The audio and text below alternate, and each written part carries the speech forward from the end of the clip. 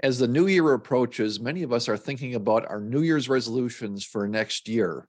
On today's episode of Friends Talk Financial Planning, we're going to talk about financial resolutions you might want to consider in the new year, and maybe more importantly, a few that you would not want to consider. And stay tuned in for the end when Bridget and I share some of our personal resolutions, so you can maybe help keep us accountable in the next year for our goals. Hi, I'm John Scherer, and I run a fee-only financial planning practice in Middleton, Wisconsin. And I'm Bridget Sullivan Mermel. I've got a family financial planning practice in Chicago, Illinois. And John, before we talk about resolutions, let's ask people to subscribe. Helps us with YouTube algorithm and helps more people find us. So thank you, all of our subscribers. And if you're not a subscriber, please subscribe. So John, you love resolutions. So let's talk about resolutions and what you have to say about it. Yeah, I don't know if I love resolutions, right? But I tell you, I get to this time of year, I think like a lot of us do, and you sort of, take inventory of what happened last year, and it's sort of that fresh start sort of a thing, and thinking about what's going on for the next year. And of course, like many of us, there's health resolutions, there's other things you think about. But if, on our show, of course, talking about financial planning, I thought maybe it'd be useful to talk about some things that you don't read about in the common media about, saving more and spending less and all those sorts of things. And I'll tell you, one of the things that I think is a really good resolution or goal to have for next year is just simply to spend some time on your money, on your finances. And whatever that might mean for you. If you say, listen, I want to spend even an hour a quarter, I'm going to spend some time sitting, an hour a month thinking about these things, because life goes on, right? Financial planning, all your financial matters are important, but they often not urgent, right? It goes, oh yeah, I should do this. Oh yeah, I should do that. I should get to those things. And if you don't set an intention about it, it often doesn't happen. So just simply saying, listen, I'm going to devote some time to thinking about my money. One thing that I think is really useful for people is to put together a net worth statement, corral all those little accounts and maybe old 401ks or things in the bank and just see, what do I have and what do I owe? Just as simple as that. I mean, it can take some time to do, but that can be really powerful in feeling in control. Yeah, a lot of times people feel like they just kind of don't know what's going on, and it leaves a lot of space for fears to come in and fill the gap. So for instance, we look at, in our practice, we do people's net worth statements once a year and review it with them. And, the stock market's down, inflation's up. And so people have a lot of concerns, right? But then when they actually look at their net worth statement, a lot of times it's not as bad as they fear. Yeah. So it helps. It's got a reality check there. And this is, face it, one of those years where you're just kind of going along and you just kind of have to stick with it and keep with your plan. And so, I don't know if that many people go into looking at their net worth statement with a lot of like anticipation, but it can be less bad than you think. Yeah. Yeah. So that's I think one of the positives of looking at your net worth statement. What's your next what's the next thing? I wanted to talk a little bit more about that one, about spending some time. So that's maybe is one piece, right? Doing the net worth, but I think there's value. I just wanted to point out to folks that things like, hey, I want to review my insurance, right? How often do we take a look at that? And golly, maybe it makes sense. I haven't looked at it in a while. Or what about my wills? Are my beneficiaries up to date? Things that you and I do in practice for clients, those sorts of things like, oh yeah, I should get my wills updated or take a look. That reminds me of something I need to put on my resolutions here with some of our real estate holdings. So I guess I'll be held accountable for that. But just doing something. The what is maybe not as important, but devoting time, because life goes on, and spending that time doing things like that, I think can be really useful. Yeah. And I think, at least for me, I've got a list. And so it's like, what is going to happen on this list this year? And I can look at it like that's a very passive way of putting it. Yeah. It's going to happen. And it's like putting it more on like, what am I going to do on this list this year? What are my goals for the year? I think that's what we're trying to get at. And so you bring up some really good goals. First of all, just spending some time. Okay, so that's good, right? And I am a proponent of trying to make the time more enjoyable. Give yourself a small reward afterwards if that's something that'll help you do it. Or just make it more enjoyable, like, all right, I'm going to think about my insurance, but I'm going to listen to music I like at the same time, like, so try to, one of the things I think people delay or don't put it off just because of there's a resistance because it's not as enjoyable as many other tasks. Yeah, yeah. I just kind of chuckle. It goes, what could be more enjoyable than putting together a net worth statement or reading through insurance documents? I mean, that sounds like fun to me, but then again, that's what we do for a living, right? Right. That's a great idea, right? Putting something good with it. Because I mean, let's face it, it's not a lot of fun, right? Digging through our insurance and corralling all these little pieces and parts. But boy, the feeling when you get done, like any other goal, feels really good. Well, and I But think that you get to a good point there too, is that it might not feel that great when you do it, but there's a meaningful resonance when after you're done looking at it, because you can look at it and put it in perspective of like, okay, this is, if you think about it, like, okay, this is my whole life. Like, this is how much I've got now. Wow, this is a lot more than I had before, or maybe less if you're in like you're taking money out of your retirement fund, but it's also like, and you can see yeah, just like the progression of your life, and so there can be more meaning in it than fun. But yeah. meaning is good too. Meaning contributes to your happiness, and it gives you a Yeah. more long lasting feeling of resonance.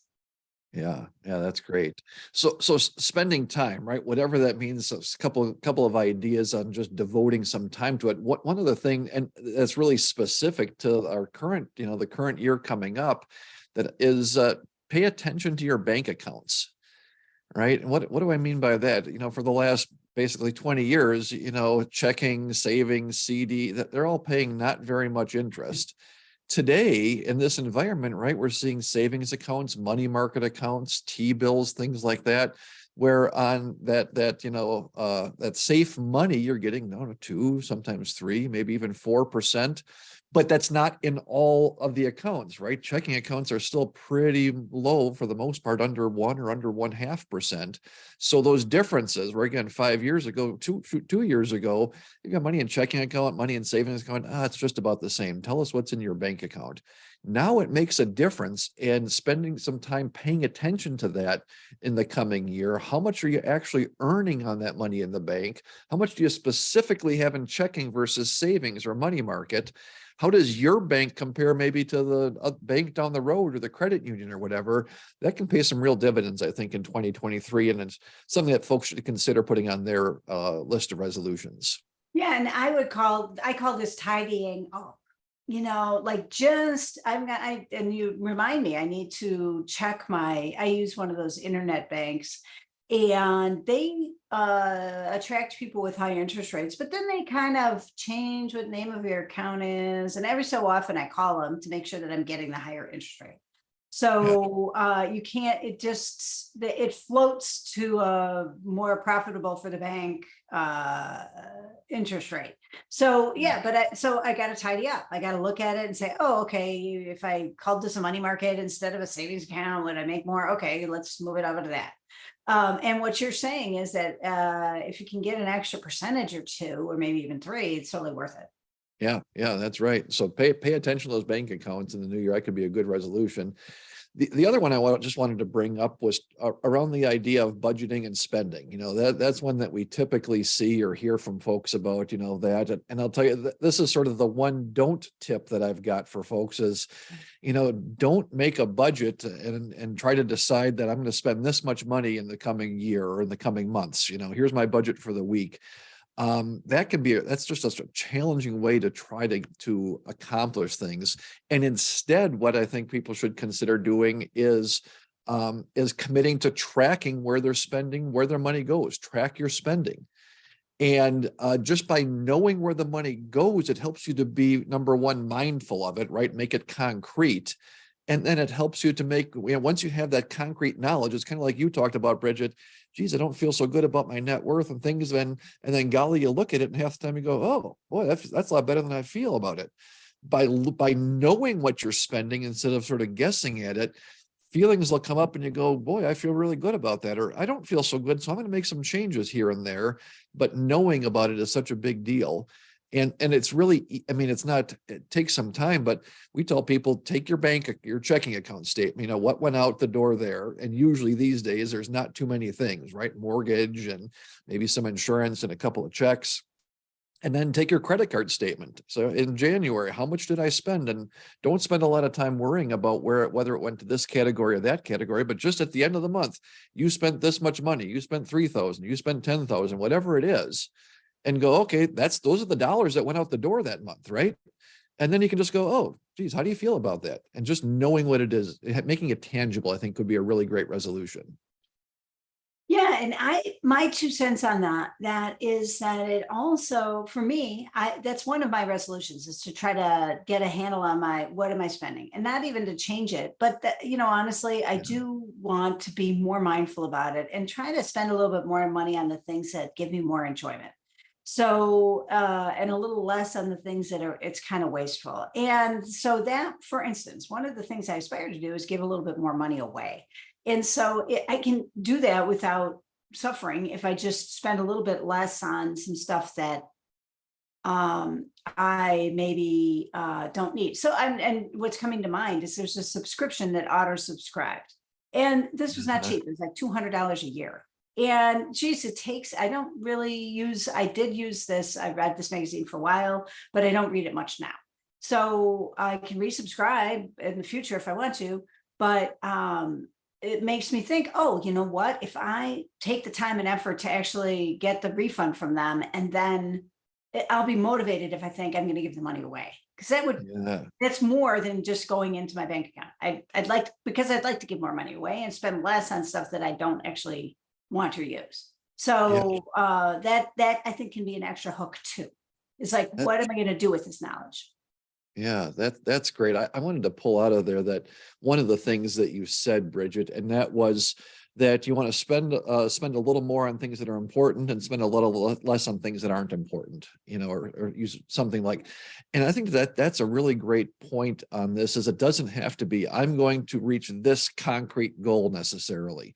In some places having those, what do they call them, measurable goals, right? That's really important. But other things, it can be subjective, especially when it comes to your money, is, being, having more control over it, spending a little bit more on things that are important. Doesn't necessarily, not a measurable thing, but when you do it, and if you're paying attention to it, that can be a really powerful tool with things. And I thought that might, and so thanks for sharing one of your resolutions to do that, right? I think that kind of is a good segue into what things that we're looking at personally on things. What else do you have? Do you have anything else, or is that your big one? I need to revisit my wills. Oh, so that and it's just like something I recommend clients do every 10 years. And so, and you know what, that might be one of the reasons I've delayed doing it, is because I think it's actually more complicated than I want it to be at this point in my life. And so so this is a tip for people, real estate prices have gone up. So because of that, there's more money around. And like, if I were to pass away, there's more money around than there used to be. So it's like, oh, I got to think about that. Maybe put on some nice music, have a goal for yourself. When you address that, you can get a massage or something and help make it a more enjoyable process, right? Exactly. Yeah, I might need to have more massages than one for this, because it's heavy. It can be a heavy topic. So So, but again, like as I'm going along, because it's not going to be a one-off. Yeah, right. Plan, right. It's not like I can do it and forget it. And like, no, I'm gonna have to meet with a lawyer. I'm gonna have to find a lawyer, so it's not, it's going to be a complicated process. How about you? Let's talk about yours. Yeah, so mine that just popped into my head is talking about estate planning and other things, is that we've got a couple of different pieces of property, and we had to change some of the titling a few years back. And I never circle back with our attorney to find out, like, where should it be, in a living trust or in an LLC, like we had to make a change, and we never circle back. It's been hanging out there. So that's on my list. I hope it's going to be just a one massage thing to get that done. I think it's straightforward, but I've been putting it off because it's no fun, right? That's right. I got to think about that. So if I put it on the list, that's going to be useful, and it'll feel really good to have that done. It's one of those things, not a lot of fun or enjoyment to do, but I'll feel good when it's done. Yeah. And the other one for me, adulting these days. yeah, that's right. Yeah, that's right. I mean, it's like, It's totally true. It's like adulting. Yeah. Yeah, yeah. The other thing revolves around some real estate too, is that I own our office building that we work out of here, our office suite anyway. And we have to account for that in our taxes. And it's not that, that challenging, except for I don't do it during the year. And then every spring I'm scrambling to try to figure out and put all the records together. And so just the idea of, spending some time on it. And if I can keep up on those on a quarterly basis, then in the spring, it should be really easy. And again, one of those little things that, is it going to change the numbers? No, but I'm going to feel really good about having that in control. So for me, it's, I guess, on both those cases, but about being in control and being intentional. So those are my two big ones for the new year. Awesome. So we'd love to hear what our viewers' resolutions are as well. So feel free. We'd love it if you put some in the chat. And with that, I'm Bridget Sullivan Mermel. I've got a family financial planning practice in Chicago. And I'm John Scherer. I've got a family financial planning practice in Middleton, Wisconsin.